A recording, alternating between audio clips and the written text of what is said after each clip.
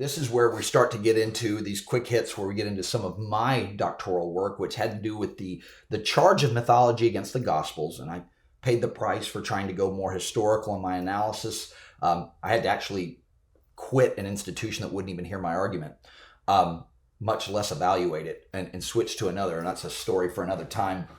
But today we're going to talk about an argument back at somebody saying, I think the New Testament's mythology, and it's assuming that they're saying that this is a mythology like other cultures' mythologies, and that some of their mythology wrapped up very intimately connected with their religious ideas and proclivities. You see this in these cultures, all cultures in the ancient world as well. So let's look at this one, and this is it. Roman and Greek resuscitation and reincarnation, hero myths, and this is a big one, are markedly different than the data in the gospel accounts.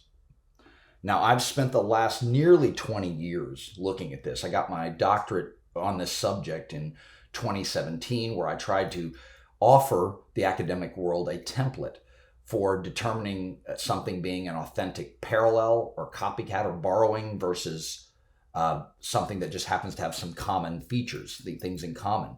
And what you need to know is, with all of these issues, and we'll get to them. I'm going to try to get to them, if I, God willing, one by one. I can put these things in a way that's palatable and manageable, and you can do this, at your leisure.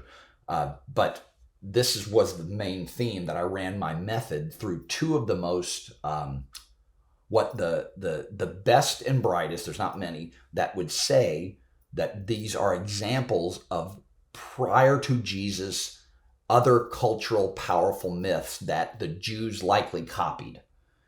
So, I looked at it, but I didn't analyze Hercules, because that isn't the one that people like Carrier and Price put up as skeptics of the New Testament as the most plausible candidate. The Jews maybe didn't have open right next to their gospel writing net of beliefs, and they're putting together the Jesus tradition when they finally went from oral tradition to written.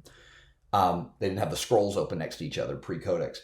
But the idea is that they were influenced by these other cultures so much so, just like they were when they were in Canaan, that they put these in. And so I looked at Zalmoxis, because that's one of Carrier's favorites, and then one of Carrier and Price's favorites, as well as, not necessarily, people think it's Mithras because of Zeitgeist, the internet alleged documentary series that started my whole process of investigation of this particular skeptical claim that the Gospels are mythological, and you can see that because they copied prior myths. But that's the other is Romulus, the Roman myth of Romulus. So the idea here is just understand there are people that challenge the idea of a mythological gospel, and especially one that borrowed significantly to create their own Jewish myth within their Jewish culture called Christianity, that significantly that say that they're doing something like these groups did before, and they're different. There are some that would just say, go and read the source material. People don't read these days, but just read it. There's a female apologist by the name of Mary Jo Sharp that says there's some things you can get online and read to see that somebody like, say, the Egyptian god Horus, or or Seth, that you can look at some of the translations of the hieroglyphics that we have post Rosetta Stone and see that there are significant differences. And whenever you're making a parallel claim, the differences, and the devil's in the details. I hate to use another word for that, but that's what we're looking at. So the rare pagan myths and characters in questions generally postdate the Gospels, and that's, again, a really, really important point with concerning what we're talking about. There's so much more to be said here, but just know this: they are significantly different, so much that if you stack up the differences versus the similarities, the differences engulf the similarities, and you have to know what kind of similarities you're looking for and how frequent they need to be. And again, I attempt to tackle that question in my PhD dissertation, the publication of my dissertation, and even the summary form article that I had published in academic journal. So that being said, this next one is just this: if you're attempting to set up a mythology by way of copying other cultures' mythology. Just know this: when somebody brings a parallel account forward, they're generally cherry picking.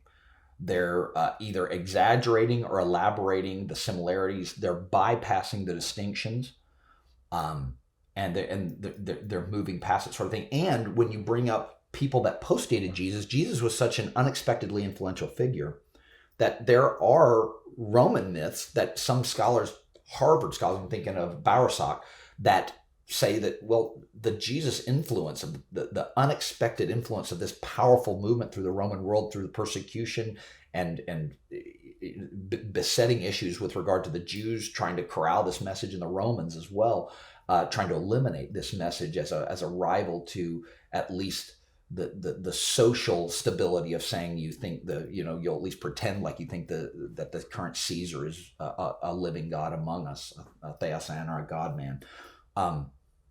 You have these things that postdate the Gospels as well, that came after the developmental details and the legendary details that look like Christianity came after, even in a myth that might have predated Christianity, and that they added and subtracted, added these things after the Jesus thing to make it a rival, or a legitimate rival to this nascent Christianity that was growing and through persecution in the empire up until Constantine in the 300s.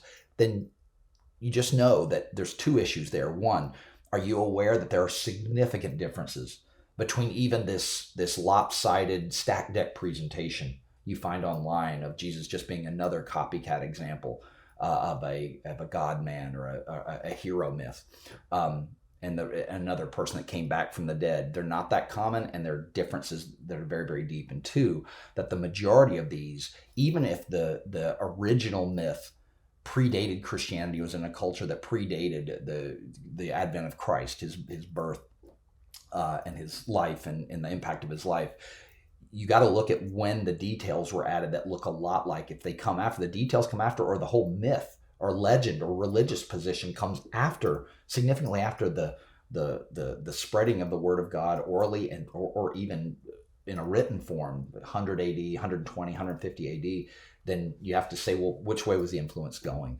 So are you aware that there are significant differences when you look at them? You can read them in some of these things that have the translations of the sources online. Two, do you know that a lot of these details that look similar postdate Christianity? So I hope that helps. Hope to see you next time too.